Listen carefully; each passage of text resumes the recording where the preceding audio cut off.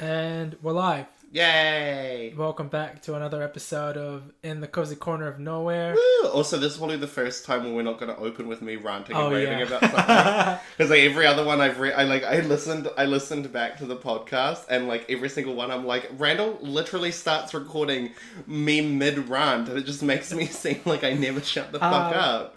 I don't know. I feel like I wanted to take the audience by surprise. I want to take you by surprise. You did every single time. Yeah. Every single time. I think I'm pretty sure it's in the third episode where literally you're like, we're live by the way. And I'm like, what?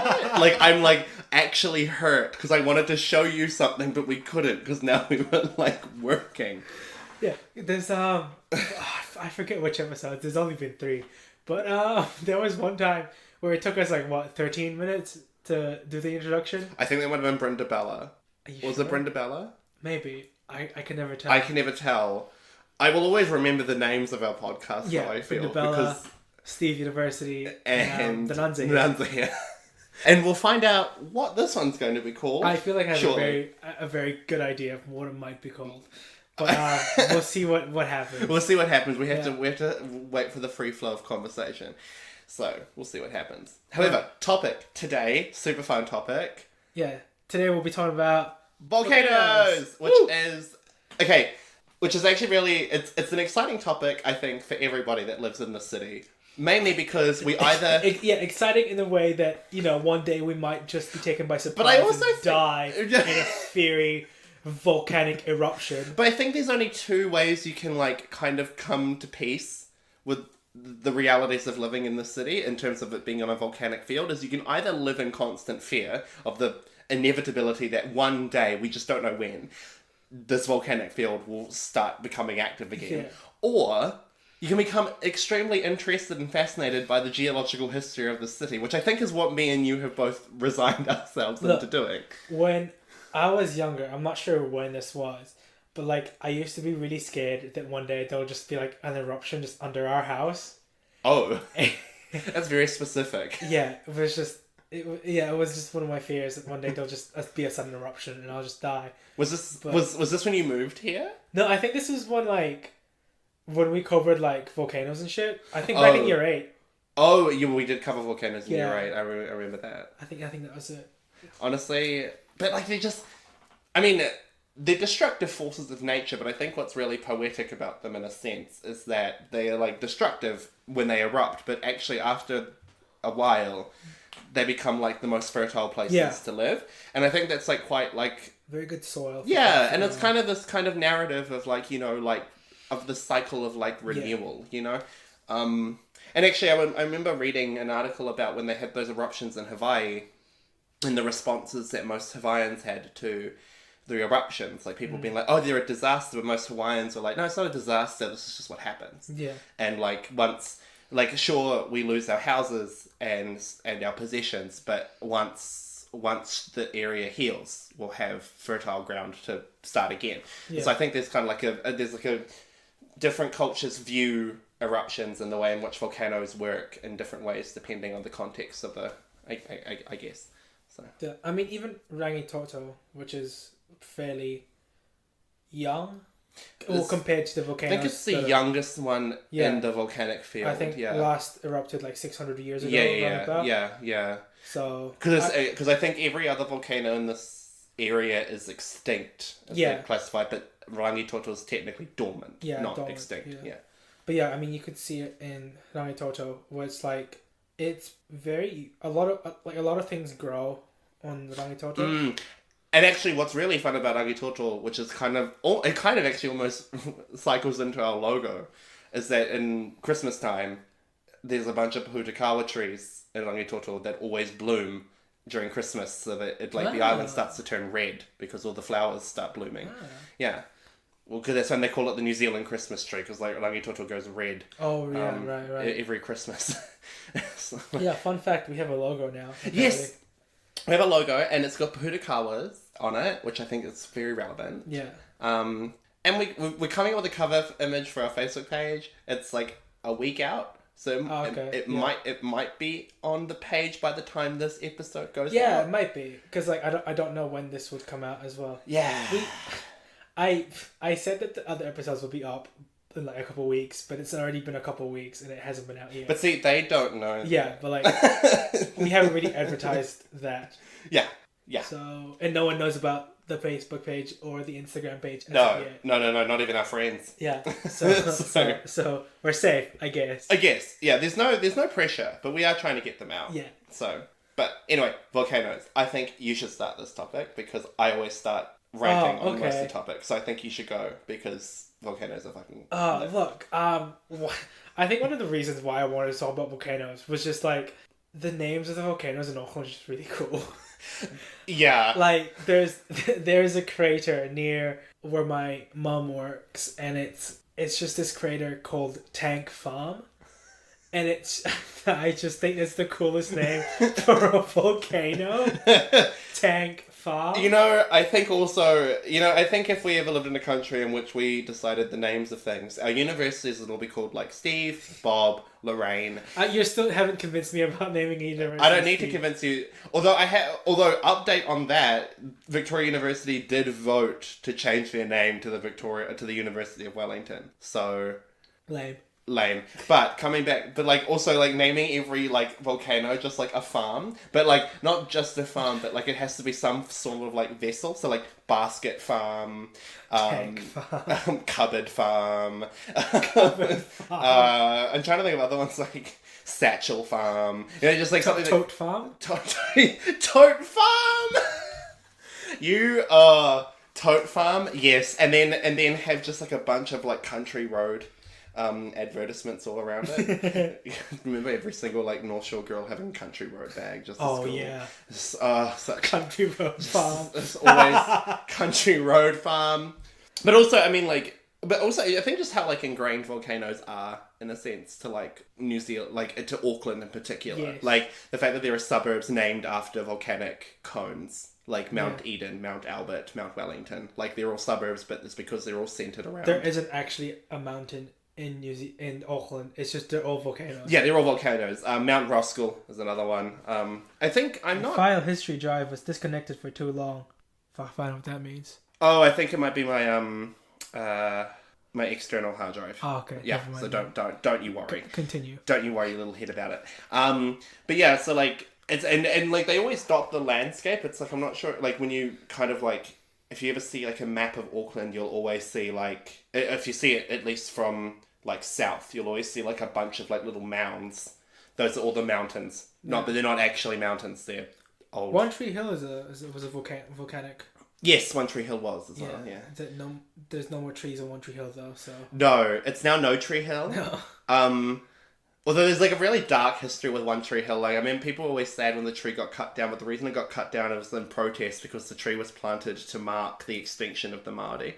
Oh. Yeah. Oh. So that's why he cut it down because he was like, "Fuck you, we're not extinct." That's and I was like, fair. "That's a fair call because we're not." But fuck that tree. But now I think they're planning to replant a tree, but this time it's about like it's being planted in part. Yeah, it's being planted in partnership with Ngāti Whātua Ōrākei, and it's about like kotahitanga and unity and all I that. feel like trees are the wrong symbol for extinction.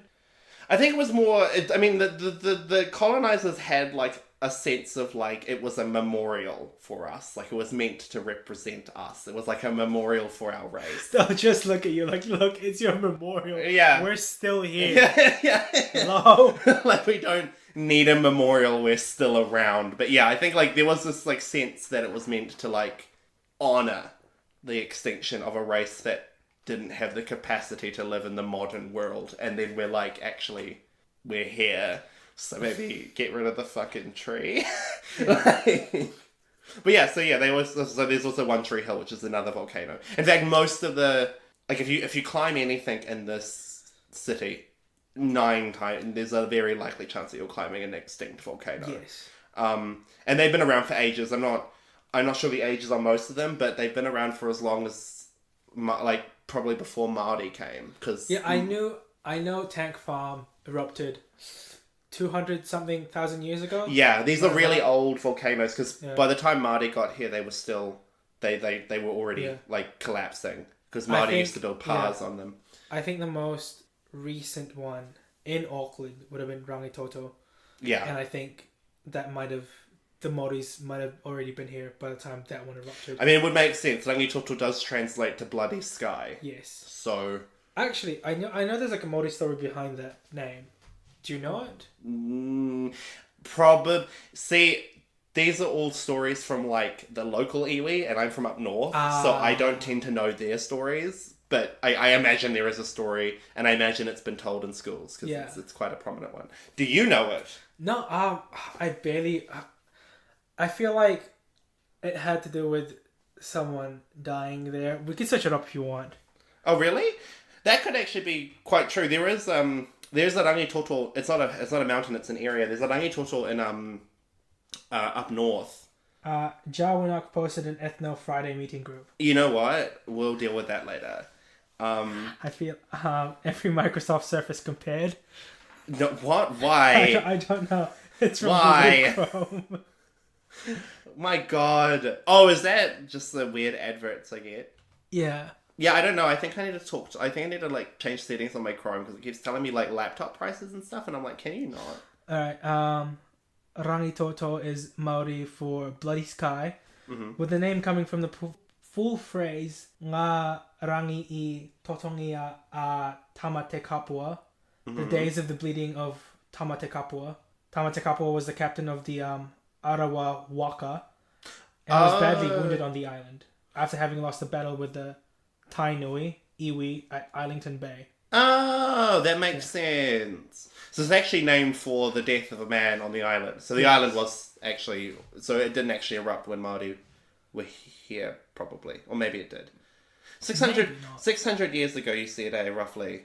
Yeah. Māori arrived... From memory. Yeah, so Māori arrived... Oh, we could have been here. 800 AD. Yeah. We did know about volcanoes. We have words for them, and we have a god of volcanoes, so... How long would it... 200... Yeah, you would have been here before that. 1200 is the current date that we think Māori arrived here, according to archaeological evidence, which is a complicated thing. That would have been like, what, 800 years? Yeah. So actually we would have been here, yeah. We just decided to name it after a poor man that ended up bleeding to death. But also, like, bloody sky. Bloody sky, yeah. Like... Well, I mean, again... have you been to a bloody sky volcano? And we're like, what the fuck? That's metal as all hell. I mean, that's the thing. There's an area up north called Rangitoto as well. And the reason we call it Rangitoto is the same reason, bloody sky. But because there was a battle there between our iwi, Ngāti Kahu, and Ngāpuhi, who was far larger, but we ended up beating them. But But in so doing, we lost a lot of our own people, and they lost a lot of theirs. It was a huge bloody battle, and it took so long. It started in the morning and didn't finish until late in the afternoon. It was a very long, drawn out kind of affair. And once the battle had ended, it was sunset, and so the sky was red. Yeah. But also everybody was. So we called it the Battle of the Blood Sky. Yeah. Because, what better way to name a battle that you want to remember than calling it the Battle of the Bloody Sky? I feel like, I don't know, I feel like Māori have really good naming sense, I guess, with things. Yeah, we do. My friend Gavin's doing a, Because, you've got what? Rangitoto, the bloody fucking sky, and then you've got Mission Bay. Yeah. Or Doubtless Bay. Or North Island. I'm just putting that out there. Because New Zealand. No, because my friend Gavin's currently doing a thing. It's about it's media and it's about indigeneity and settlement.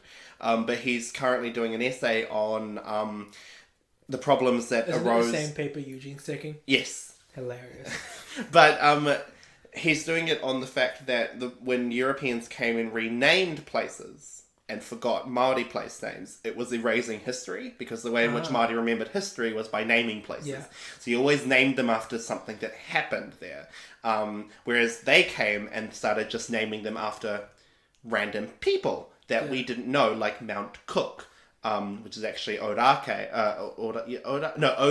which is an ancestor of the iwi down there. Yeah. Because in the origin story down in the south, the idea is that the island came about because there was a group of brothers that were fishing and their waka turned over, and when they climbed on board in the rain and the cold, they turned to stone, and that's what made the South Island. So that's their legend. Oh, okay. So that's why then they call it Te Waiponamu, because the name of the waka was called Te Waiponamu. And then in the north, we call the North Island Te Ika a Maui, which is the fish of Maui, based on the legend that he fished it out of the water. And also, I mean, I have to say, looks kind of like a stingray, so we had to have known some sort of thing about the shape of... Hold, I'm gonna search it up. Oh wait, no, it's already here. Yeah. Like, kind of a bit like a stingray. Or a half-eaten lamb chop. Is Well, what if I squint hard enough, yeah, I can see yeah, it. because we live on the tail, if that's... Yeah, oh yeah, okay. Yeah. I see it now, I see it now, yeah. Because if anybody is looking at a map of New Zealand currently because they're like, what, it looks like a stingray? Auckland, if you didn't know, is right like near the top and like this little on the taily kind of bit. Yeah, we're not in the middle of the North Island. No. That would be Taupo. That would be Taupo. Yeah. Which, also, back to volcanoes, it's a lake now, but it was a big, massive fucking volcano at one point. So it's a type of volcano they call a caldera. So the eruption was actually so big and violent that it actually didn't create a cone. It just erupted. It just blew itself off. It blew itself up and kind of just left a crater, which is what they call the caldera. And because it was active, I imagine, for quite a number of years, but once it became extinct and dormant, it filled with water from the mountains, which are nearby. And so now it's one of the, like, this really clear, very cold lake. Yeah. People are always like, oh, go swimming there. And it's freezing cold because the water that comes into Taupo is literally from, like, snow-capped mountains. Yeah. So, and very cold water.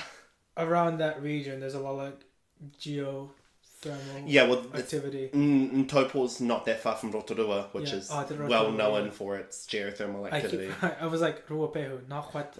No, but... Not what I'm looking for. Actually, Ruapehu is a volcano that every now and again regularly erupts. Yes. It actually, the most recent eruption, I think, was in 2004. A couple of years ago. Yeah, not that long ago. Ruapehu is actually quite active and on the mainland, and it kind of every now and again just decides to give us a little reminder that it's still here. It's still active. Yeah. And again, people think that volcanoes can be like heavily dangerous. It's not. As long as they're monitored, which Ruapehu is. Yeah. People can give warnings and whatnot. Yeah, and actually Ruapehu's not claimed any lives for a very, very long time. So. And I know we have a system in Auckland that looks out for like seismic activity. Yeah, seismic activity just to make, just to kind of measure. So like, we'll have at least maybe like a couple hours before, an eruption actually happens. Well, I mean, that's the thing, like, in that exhibit at the museum. Okay, so at the Auckland War Memorial Museum, there's a big exhibit, there's an exhibit that's been there for like years at this point. It was there when we were like children. Yes. So it's been like maybe 10 years now? Yeah, it would be a decade old. And it's all on volcanoes because you have to talk about volcanoes when you come to Auckland. It's like one of the biggest things. But there's this house that when you were a child, you either wanted to go in there because you thought it was the coolest thing ever, or you didn't want to go in there because you were fucking terrified of like... So basically it's this little like house. It looks like your average kind of house that you'd find in like Mission Bay, like lovely lounge. It's all fake, of course. And you're sitting in there with usually a large... Yeah, you're always Mission Bay. with a large group of other people, but you're sitting there and then a news broadcast comes on your television and it's talking about like, recent seismic activity in Auckland. They have an expert that comes in. They have this like... Now it looks... At the time it looked really real, but now when you go back and look at it, it's this very badly animated water that like it's steaming. Okay, to be fair, back then we were children and now we're like 20 years old. Yes. But also, it's a decade old, so this is decade-old technology that they're using as well. But then you, like, sit there and you kind of, like, you're watching this, like what would happen with Auckland. So it shows, like, gridlocked traffic, because people are all trying to leave. They talk about how there's been an evacuation notice in certain areas for about a week. And then it, like, shows the volcano erupting what looks to be outside your house. And it's like this big plume of smoke, and it like hits the house, and it goes dark, and the house shakes. Yeah, the floor starts shaking. So floor starts shaking, like, and the floor starts rumbling and vibrating the entire time. There's explosions and stuff, and then it clears, and you see this like little new volcano in the bay, but like all these destroyed houses. And honestly like it's still one of my most favorite exhibits. Oh yeah. And I'm not sure if it's like. I mean, I do have an interest in volcanoes, but I think it's mostly for the nostalgia of, like, just sitting there and, like, pretending like you saw a massive eruption in Auckland. I kind of want to go back and see if it's still there. I kind of do too. Because I haven't been to the museum for maybe like 2 years now. We'll make it a podcast trip. A podcast and trip. We'll like post videos on Instagram. Oh my god, like a vlog? Just being like, Randall and James take on Auckland Museum. I mean, I'm not sure how much, because they have done a big like reshuffle of their exhibits, so maybe it's changed slightly. I hope it's not gone. Maybe they like updated it. They'll be so, like a news hub one instead of 3 News now. And like the animation's better, like... I mean, honest, could you imagine? I'd be so into that. Like, so get Weta Workshop to do it. Oh. Imagine.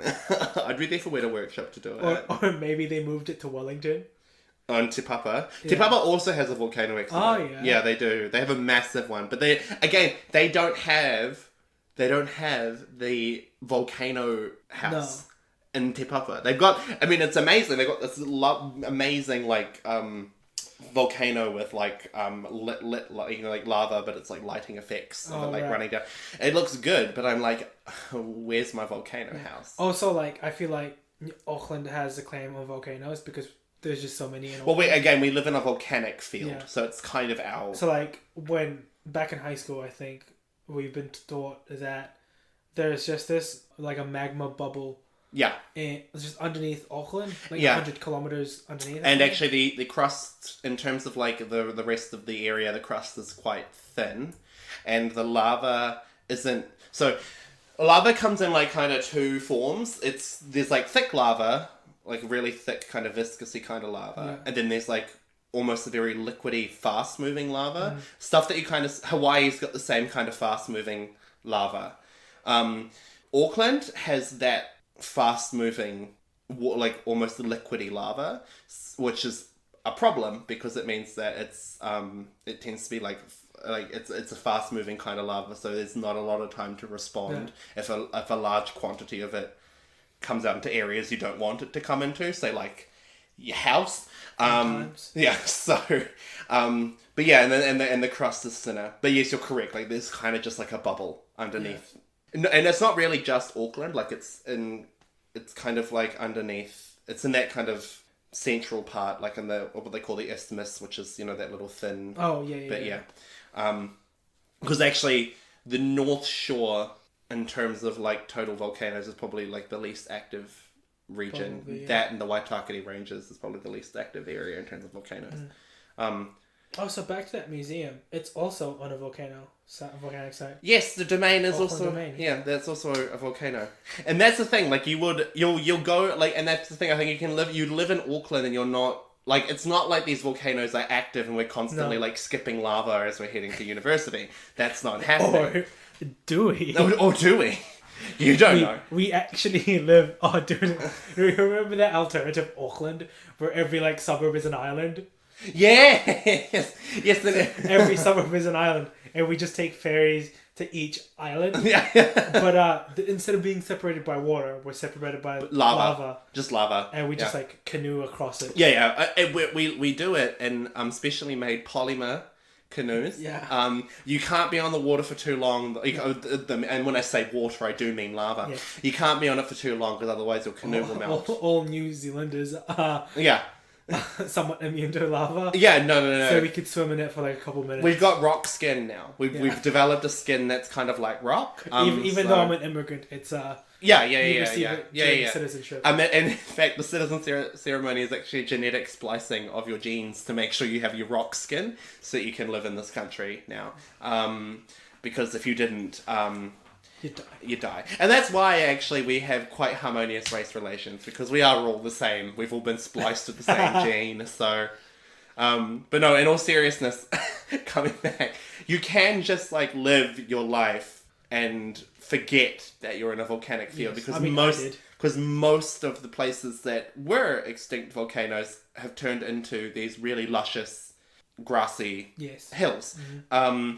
And when I say, and I actually do literally say that, the domain is a huge, like, public garden. Yeah, it's a park. Yeah, it's a park. Albert Park, which is also on top of a mountain. The university is on top of a volcano as well. That's also a park. So most of them, like, and that's the thing, is that volcanoes have erupted and they've left fertile soil, so they're perfect places. Rangitoto is practically like a reserve Yeah, it's a big reserve, and again, it's practically like this giant Pahutakawa forest. Yeah. So yeah, like there's like two sides to volcanoes. There's the destruction when they begin, but there's also this like luscious kind of revival afterward. Although like Tank Farm is kind of a marsh.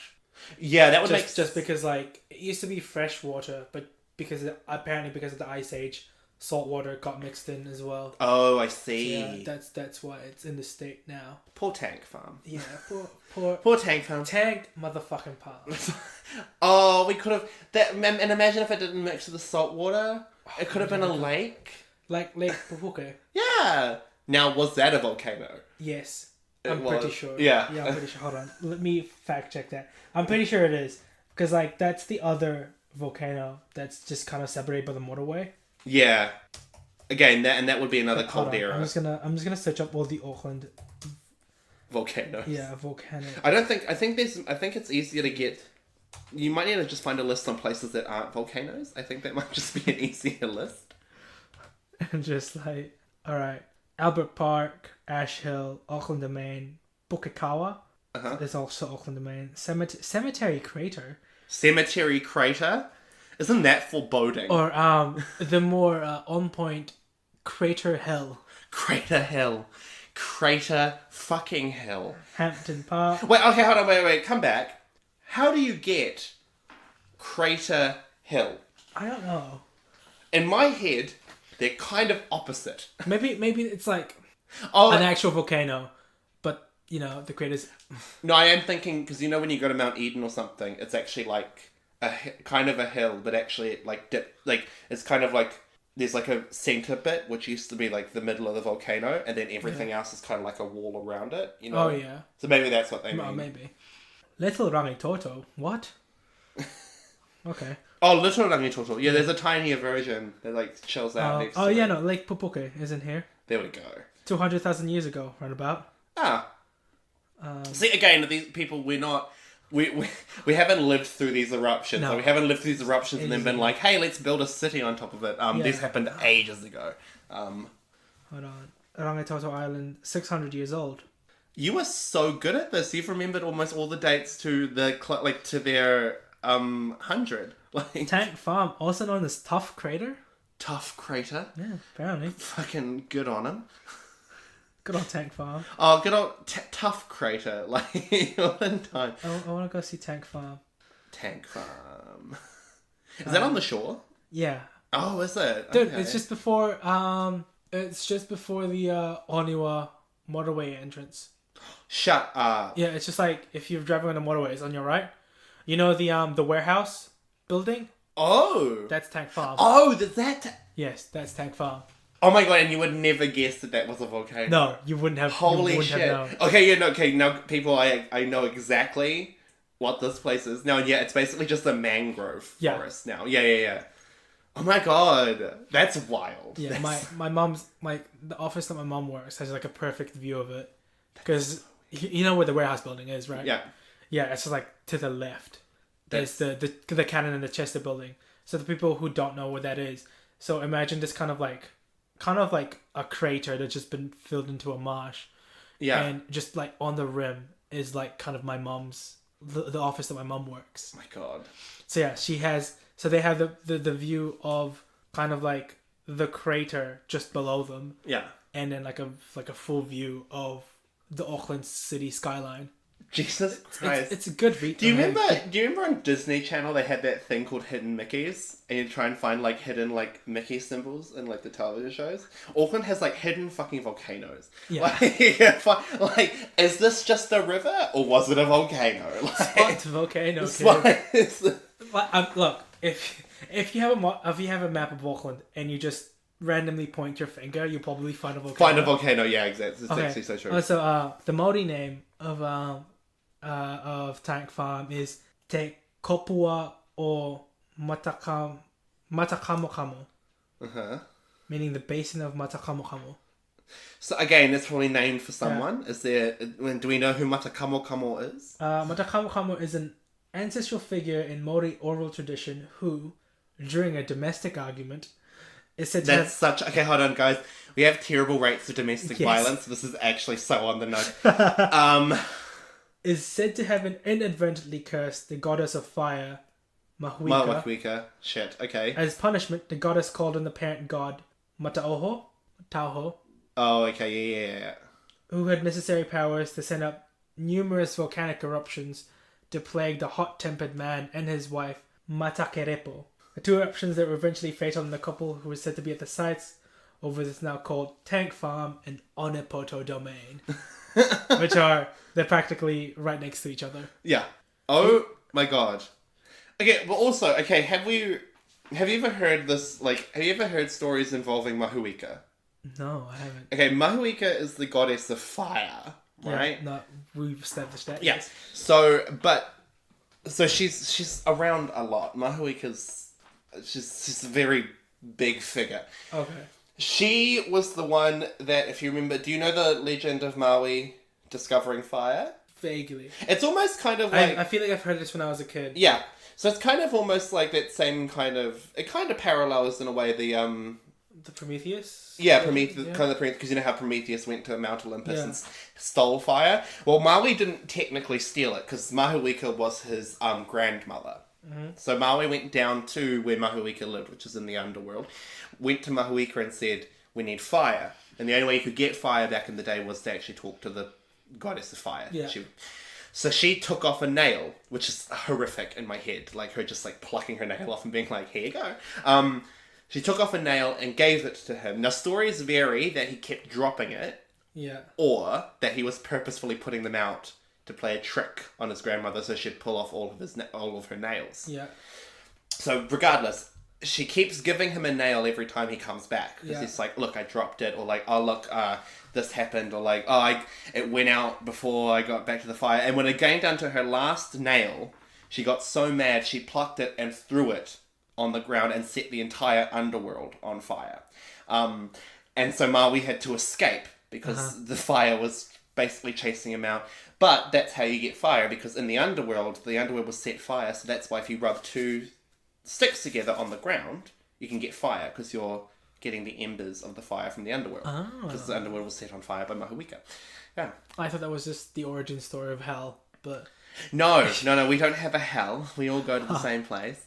It's actually interesting. It's kind of like, obviously the heaven and hell narrative comes from Greek kind of traditions of having like the area of the gods is in the sky and the area of the dead is in the underworld. But like Maori then again, like, you know, souls who are considered good don't go to Olympus; they go to Elysium, which is still in the It's underworld. still in the yeah, underworld, so that's yeah. true. So yeah, but there is still that kind of notion that like God resides, like the gods reside in the sky, and those that I guess it's just the narrative, because no one wants to be with Hades, you know, or in what's the other one, the Tartarus, which is the deeper level of the underworld, which is where the really bad people, where the titans are held. Yeah. But Cut up and just like just like chilling. But like, hey guys, can you pass me my head? Yeah. Just somewhere around. Bro, where's my left hand? Like, just it's like I can't see. No, but like Polynesian death rituals kind of have the same kind of everybody goes to the underworld, but it's kind of different. It's like in terms of like Māori, it's almost like you go back in time, but it's not because it's not really going back in time. It's because all states of being exist together. So you have like Te Po, which is like the darkness, which is before creation, and then you've got Te Kore, which is like before anything, and you've got Io Matikore, which is like he's the preeminent, like he's the one that kind of he breathed life into the world. But like it's not that these periods were like on a linear scale; they all exist within the same thing, like in the same time, I guess. And when you die, you end up going back through those areas of Te Po, Te Kore back to Io. Okay. Yeah, so it's kind of this, it's like, the way in which we tell the story is like it delineates, so first there was Te Kore, then there was Te Po, which ended up opening it up to Te Ao Marama, which is the world of light. But when you die, you go back through from Te Ao Marama to Te Po to Te Kore. But it's not because you're travelling back in time, you're just travelling back through all the states of which they all exist within together. It's a really... even I sometimes struggle with it because I was raised a Catholic, so I'm like, there's heaven and there's earth. You know? I know. I was raised a Catholic. Yes. You know what I mean? Like, God made the world in 7 days. Well, not really. He made it in 6 days. On the 7th, he rested. Yeah, respect. I wouldn't have been anything in 6 days. I mean, I know. He, like, took me, like, most of the semester to get my dissertation done. Yeah, I could barely write an essay in 6 days. The uncreative world. So, like, good on you, God. Yeah. But yeah, so, like, it's funny, like, Mahuika just, like, appearing in, like, legends. Yeah. Also, why would you piss off Mahuika? There's a story of her setting the underworld on fire. She ain't got no qualms of fucking you up. She's the literal goddess of fire, like. And literally asked her dad, or her, you know, her ancestor, God, to fucking erupt volcanoes. Yeah, who was it? Let's see. The goddess called upon the parent god, Matauho, who. This is the parent god. The god of what? We don't know. Parent, it'd be, I mean, in my head, it remains the parent god of her, right? Like, yeah, I think so. Because surely it makes sense in Mātauranga Māori to say that fire came from volcanoes, in a sense. Meet and experience a living volcano, Matauho. How about no? How about nah, Volcano fam? gods. Matauho, the volcano god. Yeah. That's really interesting, because of course... I always rail against people that are like, oh, they're the, like, volcano god. Because not really, because have you heard... Because you know the story of creation in Māori mythology, right? No, I don't think so. Oh, you don't? Okay, so... Under Māori mythology, you had Papa Tuanuku, which was the Earth Mother. Yeah. And Ranginui, which was the Sky Father. And they were locked together in an embrace. Yeah. And in between them, in this, like, interlocked state, was their children. Yeah. And one child, Ruamoko, was still in Papa Tuanuku's uterus. He was unborn. So the older children, one which was Tane Mahuta, who's god of the forests and trees, and then you have Tawhiri Mātea, who's god of winds and storms, and Tumatoinga, who's the god of war and man. They all got together and were like, we need to separate our parents because we're, like, sick of living in between them, basically. Bro, we need to, like, cause them a divorce. Yeah, so they use a bunch of tactics to try and separate their parents. And the only one that succeeds is Tane Mahuta, who sits on his back and uses his legs to push them apart. Hence the trees. Yeah. In a sense. So the trees divide the sky and the earth. But when they separated, Ranginui was so upset from being separated from his wife that he began to cry, and it flooded the world. So to ensure that their father stopped crying, they turned their mother over so that he couldn't see her anymore. This is really... I know, it's like, well, she's still there, but, like, they turn her over so he can't see her face anymore. But when they turned her over, Ruamoko, which was still in her uterus, was now forever locked underneath the earth. So Ruamoko is the god of earthquakes and volcanoes. Because he's the one that disturbs in the ground, because he's still in the uterus of the world. So he, kicks and screams, and that's why you have volcanoes and earthquakes, because he's causing a ruckus because he wants to get the fuck out. Fair enough. Yeah. You wouldn't want to be trapped in your mother's uterus forever. No, exactly, but unfortunately for Ruamoko, that's reality. Yeah. So then that's the legend of creation for why we have earthquakes, is because there's a baby in the earth. Okay. And there's a baby in the earth mother that causes all the kicking. I'm going to tell my kid that if I... When you were inside your mother's uterus, you see that volcano, see Tank Farm? That was you. That is your fault. That was your fault. Blame volcanic eruptions on your kids, guys. You remember Christchurch? That was you. Don't. No, too soon. I know it's been like 7 years, but like it's such a... Oh, have they even finished rebuilding? Or no. They haven't even sorted out the insurance problems with people. No. Oh, so sorry, Christchurch. I'm so... Honestly, Christchurch, like... We still here for you. Like, we're still here for you. We still remember. Oh my god. I'm like, honestly, like... Did you guys get those, like... kind of like transfer students from Christchurch? Yeah. I remember all throughout 2011 we got a bunch of kids that were transferring from Christchurch, mainly because they were either transferring because they decided to leave Christchurch because of the earthquakes, or they actually literally had nowhere to stay, so No. their parents sent them up here to live with like relatives. Yeah. And I remember getting like, we got a heap through in our school. Yep. I think we got like one in our class. Yeah. Who's there temporarily, and then have you met Brenna? No, I don't think I have. Okay, but I've told you about her, right? Yeah. Yeah. She's she and I went to high school, and yeah, she transferred in year 11, I think. And her family just moved up here, I think. And I'm pretty sure she was from Christchurch. Yeah. I mean, it is like it is kind of, when you really think about it, to like put it into perspective, like before the earthquakes, Christchurch was our second largest city. Oh, really? And after the earthquakes, it dropped to our third. Because people just moved out of the city. I thought it was always Wellington. No, Wellington used to be our third largest city. And our capital, which makes it important. I'm sure there's a conspiracy there somewhere. It was... Well, Wellington made the earthquake so they could become the second largest city. Surely, if you're going to... I'm just saying. No, Randall, your conspiracy holds up for one of two things. Surely, if you're wanting to become something, you're not wanting to become second. You want to become first. So surely your target would be Auckland. Because there's so many people in Auckland that if you get rid of the infrastructure that keeps people in Auckland, they're going to flee the fuck out of Auckland.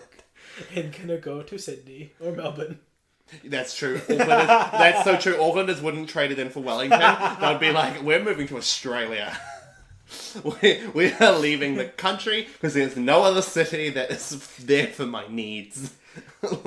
Also, there are less volcanoes. Yeah. Although you're trading it in for snakes and spiders. And Australians. And crocodiles. Did that too. But... Yeah.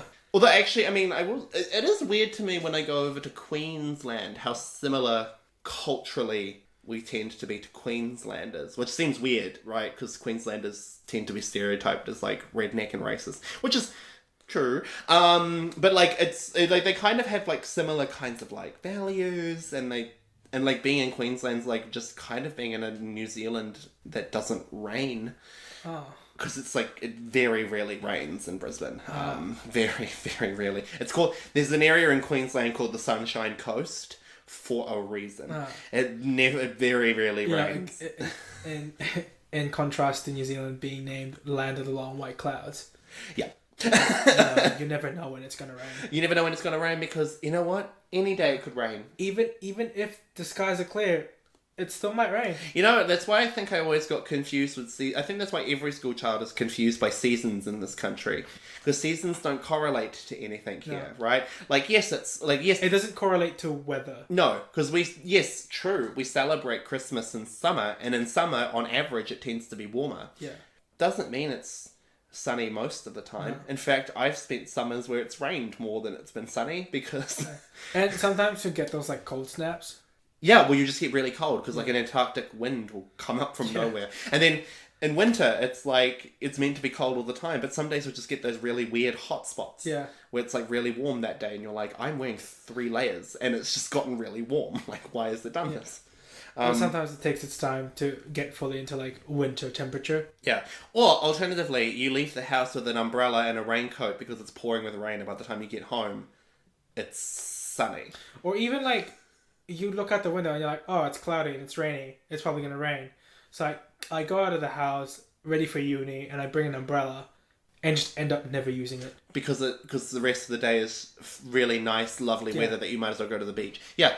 And I look so dumb holding an umbrella while it's sunny. But then you make eye contact with that one other guy that also brought his umbrella because he had the same idea as you, and you kind of kind of have this connection of I feel you. Or people have those really dumb small umbrellas.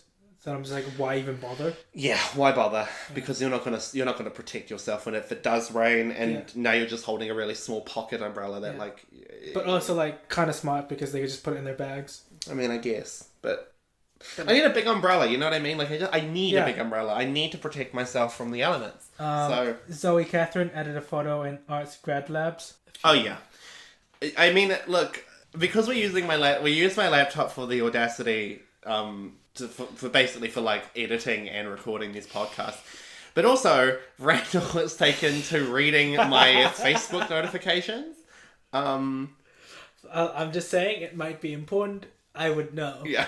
Oh, I guess we should also mention the fact that the reason why there's so many volcanoes here is not only because we live on a volcanic field, but the Ring of Fire, which is a very famous thing, comes right through the middle of our country. Yes. Like, right through the middle. Does it run across to North Island or just like... No, it cuts off like a bit of South Island, right? It cuts right through the middle of the South Island, because that's where you've got the Southern Alps in the middle of it. And also, like, why the Christchurch earthquake was a thing. Yeah. Yeah. Because the fault lines kind of come in through Christchurch. Through, but also, that's why Wellington has regular earthquakes, because the fault line kind of touches in on Wellington. Yeah. Because I think statistically Wellington hasn't, like, that's another thing. We have earthquakes in this country every day, but not every earthquake is catastrophic. Like, some earthquakes we can't feel here. We can feel them on, like, readers, but they don't actually make any difference to us. But we do have earthquakes here. Yeah, sometimes I wonder if the shaking is just like me imagining things, or if it was actually an earthquake. Yeah, sometimes it's hard to tell. Because earthquakes don't have to be, like, again, they don't have to be horrifically catastrophic. They can just sometimes be little wobbles, and you're like, oh. That felt nice. Especially because, like, especially when you're down in Wellington, I feel like you feel it more. Maybe because you're more aware of the fact that Wellington is, like, kind of an epicenter for earthquakes. Yeah. But, like, I know when I go to Wellington, I feel like sometimes I'm like, what's that? Like, sometimes you'll be walking and you'll just feel like a movement, like, not like a heavy movement, but just like, you know, kind of like a just like a wave almost, and then you're like, oh, is that just me, like, fucking out because I'm drunk, or was that like an earthquake? Because, you know, you're always drunk when you're in Wellington. I tend to be drunk quite a bit when I'm in Wellington. That is true. I haven't been to Wellington since 2013. I was gonna say, I thought you'd never been to Wellington. Oh, no. No. You're missing the fuck out. I'm pretty sure the last time I went to Wellington was for Sheila and Shakespeare. Oh, that's right. Yeah, that time. We all made it down there. Yeah, because not only is Wellington our actual capital, it's also the arts capital. You'd think it'd be Auckland, but we've got too many. We can't be everything. You know what I mean? Like, we can't be everything in Auckland. Otherwise, we'll take everything away from any other city. Like, we can't be everything. But we try. We try. I mean, to be fair, like, the population disparities between the first, like, us, the largest city, and Wellington, our second largest, is ridiculous. Because, like, our population is 1.3 million at the moment, I think. 1.3, That's like a quarter of our population. Yeah. Which, Wellington, their population is 300,000, nearing 400,000. And you're like, that's a million. We've got a million more people than our second largest city. Like, when we say we're our largest city, we're like... The largest. The largest city in New Zealand's probably, like, we're it. Like, that's it. We're it. It's a good city, though. In what, Wellington or Auckland? Both, actually, but Auckland, I was saying. Auckland can be a good city. Yeah, I mean, if you know where to go. I mean, built on top of... I'm the wrong guy to ask. Literally, I know, but you're a really good guy to talk about fucking volcanoes. You fucking know so much shit.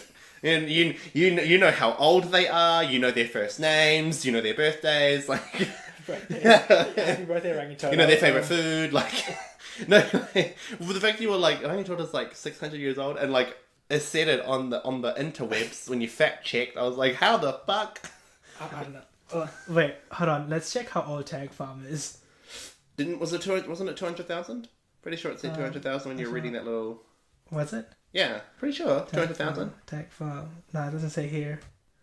Oh, and actually, coming back onto those volcanoes, have you ever headed southbound before, like towards like South Auckland, or actually probably more commonly the airport, like when you're going along the highway? Yeah. And you know when you see those, like, you know how sometimes it cuts through those well, I guess it cuts through the hills, but you know how those rock faces, but the rock's like really like smooth almost, like it's like frozen liquid. You know what I mean?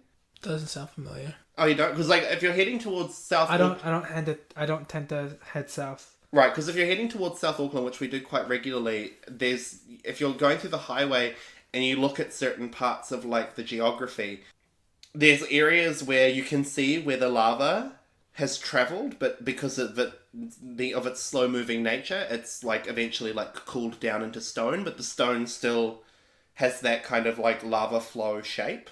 Oh yeah. Yeah. So you can see evidence of like volcanic eruptions in the city quite often. Which is, just one way to punctuate how many volcanoes we have in this city. Tanks Farm. Its name stems from the petrochemical storage tanks located there during World War II. Oh. Fun times. Have you've been to like the Bay Area, right? Like not the bays in the North Shore. I'm meaning like like the bays, like Mission Bay. I've been to Mission Bay. Yeah. Yes. Well, no, because have you seen? No, I'm asking because have you seen like when you're walking and you see those hills and there's like those bunkers, and like by the beach. Yeah, because that's all stuff from like the Americans, and they were here in World War II that like left bunkers and shit in case the Japanese tried to land at Mission Bay. Because why would the fuck would they? No, there were plans. There were actual plans drawn up to invade New Zealand because they thought it was the easiest way if they invaded New Zealand. They could easily get away into invading Sydney in Australia. That's odd. I mean, it kind of made sense. We didn't really have much here to stop. That's true. Yeah. Like, it wasn't until the Americans came that the Japanese changed their plan because they're like, fuck, the Americans are here now. But beforehand, they were like, I mean, this should be an easy sweep. And it's like, you're not wrong. Yes, but then it would have been a very long trip. Oh, yeah. Well, you forget, though, the Japanese got as far as Papua New Guinea. Yeah, that's true. So... Although, to be fair, like, I feel like they could have just invaded from Papua New Guinea into... Well, they tried. They invaded Darwin. Yeah. But then they got repelled. By what? Snakes and spiders? Well, no, I think it's just because by the time they invaded Darwin, the Americans had entered the war. So the amount of forces they could dedicate to invading Darwin ended up lessening because they had to try and protect the other assets from the Americans, and they ended up fighting like a...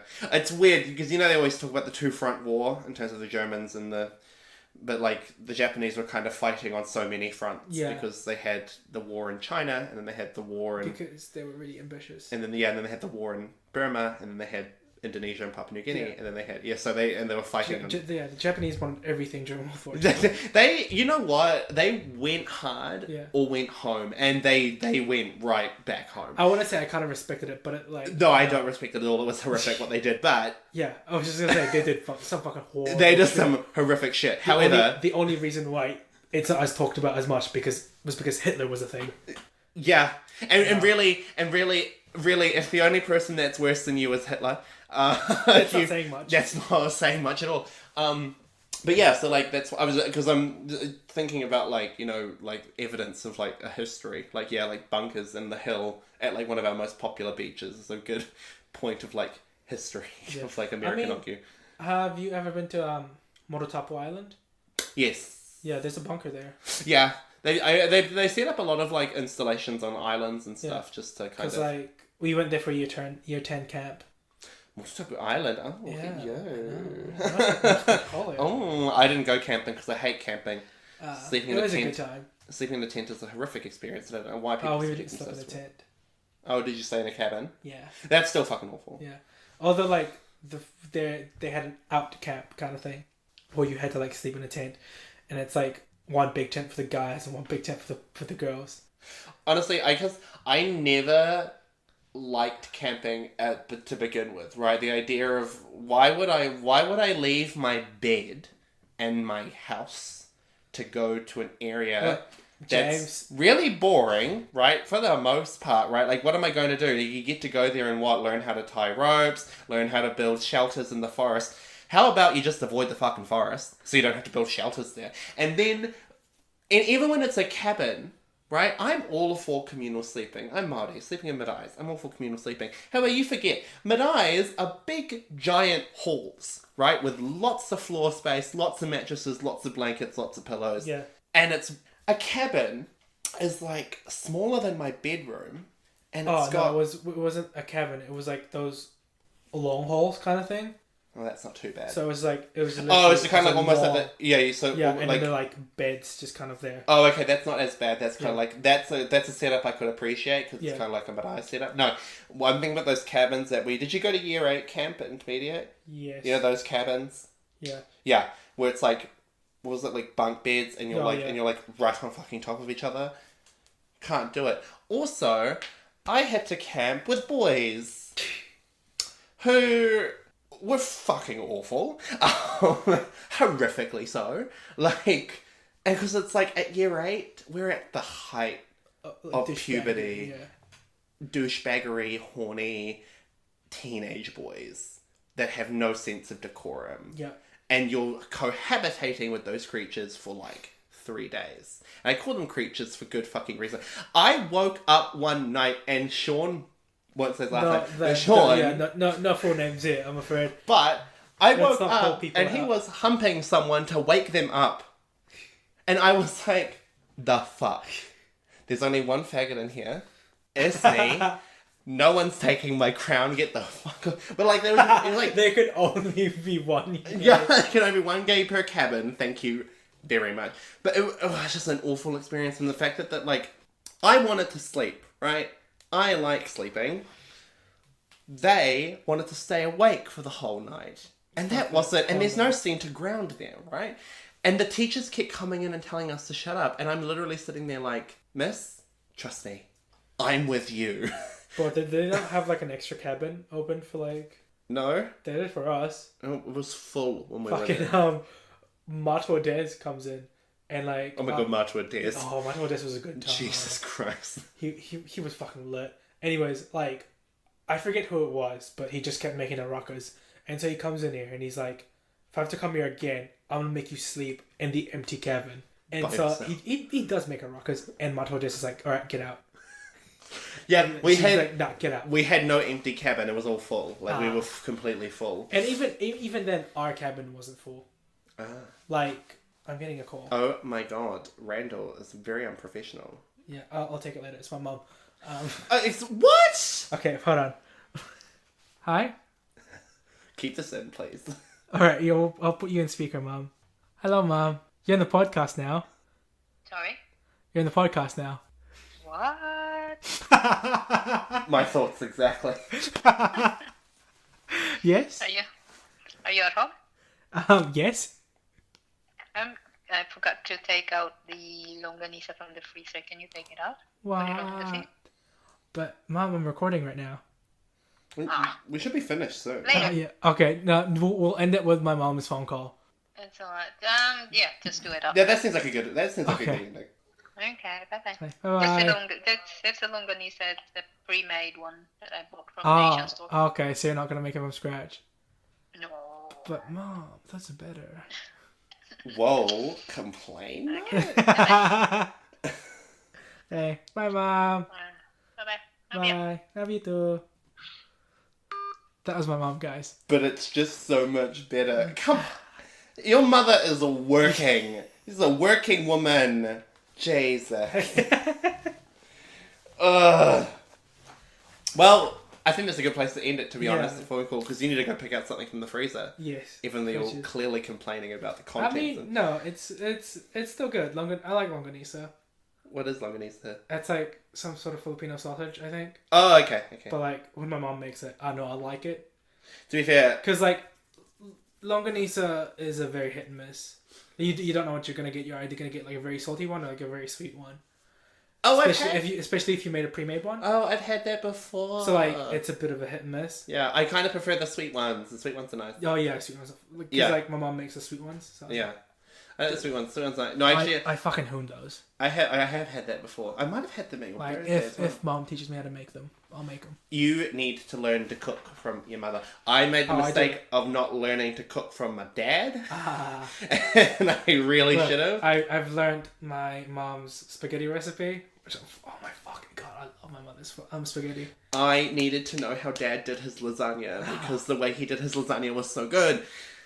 Also, I should have learned how to make... I mean, I'm sure it's not hard, but I should have learned how he made pasta. Because he used to make like his own... fresh pasta? Yeah. Oh. He used to do his own, but I'm sure it's not hard, but I should have just asked him to do it because I think he would have explained it to me in ways that I would have been able to like comprehend. But we'll find out. All right. Well, we'll end the podcast there with Dad's spaghetti. Dad's spaghetti. Dad's lasagna. Dad's lasagna. Dad's lasagna and mom's spaghetti. Dad's lasagna Mom's and spaghetti.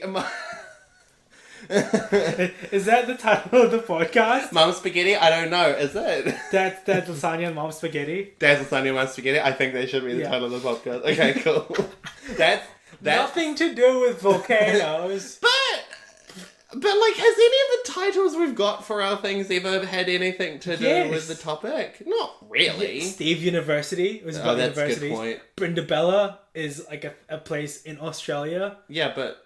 Although, like, I don't know how many people will know but about wasn't that. our topic something along the lines of, like... Australia-New Zealand relationship. Oh, that's true. The nuns are here. That was about our theatre shows. Yeah. Okay, well, maybe we can't use Dazzler's Only One No. Spaghetti as funny as it is because it doesn't fit with our topic. I just want to call it Tank Motherfucking Farm, but... Tank motherfucking farm. To be fair, that really does work, I feel. Or, Bloody Fucking Sky. No, what? No, bloody fucking sky. No, what was that one? Cemetery Cemetery Crater. Cemetery Crater. I think we should do Cemetery Crater or Crater Hill. Crater Hill. Either Cemetery Crater or Crater Hill. I think that works out beautifully. I know Tank Farm. We've talked about Tank Farm a lot. We did talk about Tank Farm a lot. So yeah, people will scroll down and listen like Tank Farm. That's true. Yeah. Tank Farm? Yeah, maybe just call it Tank Farm, to be honest. Tank fucking farm. Tank fucking farm. Tank motherfucking farm. Honestly, Tank Farm? What a time. I had no idea that existed. Really? No. Though we used to walk, because me and Eugene used to play Ultimate Frisbee. And the competitions used to be held at, what was that Māori college? Oh, Hato Petra. Yeah, Hato Petra. Yeah, so it was close enough from Northcote College that we could walk. And we'd always used to walk through this road called College Road. And it just borders Tank Farm. And Eugene would just, like, do this bit where he's, like, giving out, like, a tour guide kind of thing. It's like, yeah, to your right is Tank Farm. Little did he realise. Or did he know it was a volcano? He knew it was Tank Farm. Oh, he knew it was Tank Farm. Yes. Did he know that Tank Farm was a volcano, though? Not sure. Interesting. It's really sad. Hartlepeter, I think, is pretty sure Hartlepeter's gone Yeah, I now. think so, yeah. It's really sad because all of my uncles went through Hartlepeter, so it was like the Māori boys' college to go through. It's kind of sad, kind of upsetting. I mean, I never went. Is that how we're going to end the podcast? The closure of Hartlepeter? Nah, I think we'll leave that out because it's too sad. I find that too sad. Cut that out. Oh, okay. Yeah, I don't know when I'll cut it, though. I mean, now is a good time because I left that big silence for you. No. We'll just have the silence. Just the silence? Just like a long, awkward silence. Tank motherfucking farm.